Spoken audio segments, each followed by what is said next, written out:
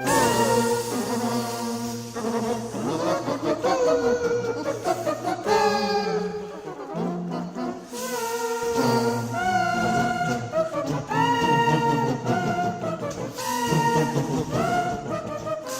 we have set up the solo variant for Cottage Garden. You set it up just as you would the base game with a few small changes. Let's take a look at those changes.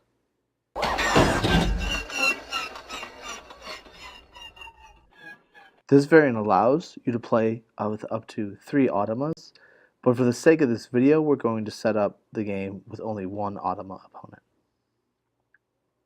Have a d6 readily available in the play area.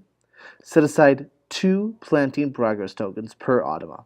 Since we are playing with only one automa, you only need 2 planting progress tokens. When playing with more than 2 automas, you will need additional components to represent the planting progress tokens, as all the blue and orange cubes will be used to track scoring. Set up the automa just as you would a human player with the following changes. Do not give the automa any cats, and place a planting progress token on the top left space of each flower bed belonging to the automa.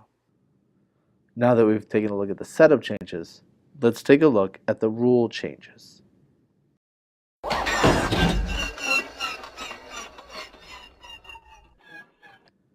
The solo variant introduces the term flower tile size. This refers to the number of spaces the tile in question would cover in the flower bed. When talking about the largest flower tile, it means the one that has the highest flower tile size. So, for example, this flower tile size would be 3, whereas this flower tile size would be 5, making it the largest flower tile. An automa turn consists of the same phases as a turn of a human player, but the phases have been altered somewhat. For the flower selection phase, roll the automa die and go through the spaces of the gardener row one by one, starting from the gardener, beginning with a count of 0. Increase the count by the value according to the type of tile that is in that space. If the space is empty, do not increase the count. If the space contains a flower tile without a flower pot or plant cover, increase the count by 1. If the space contains a flower tile with a flower pot on it, increase the count by 2. If the space contains a flower tile with a plant cover, increase the count by 3. You continue doing this until the count becomes higher than or equal to the number on the automa die. The last tile you'll count is the one the automa picks. If you count past all spaces in the gardener row, then check to see if any tiles meet the criteria in the following order. 1. Flower tile with a plant cover. 2. Flower tile with a flower pot. 3. The largest flower tile. If more than one flower tile fits the first applicable criteria, then the automa picks the one closest to the gardener.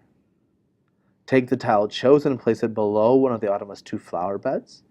If the die roll gave an odd number, then place the tile below the automa's leftmost flower bed, and if it was an even number, then place it below the rightmost flower bed.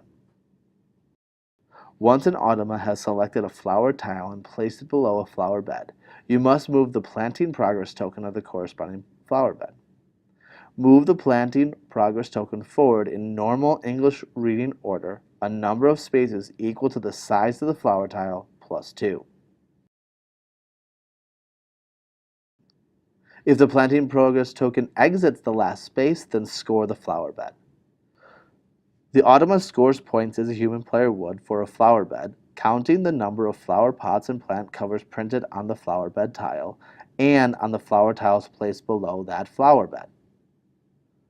The scoring tokens are moved in the exact same way for automas as for humans. Automas always choose to move the scoring token of the relevant type that's furthest along the scoring track and not already at the 20-point space. The flower bed is swapped out as normal. Automas get beehives but do not receive cats or get bonus flower pots for moving the last scoring cube of one color away from the starting space. When beginning the final round, similarly to human players, remove any flower beds with 2 tiles or less below them. When taking the 2-point penalty, move backwards the scoring cube that's in the lowest number space that's 2 or more. In case of ties, move an orange scoring cube. Once the automa only has one active flower bed, it places all flower tiles on the flower bed no matter whether it rolled an odd or an even number. You can change the difficulty for the game by changing the number added to the size of the flower tiles when moving the plant progress tokens.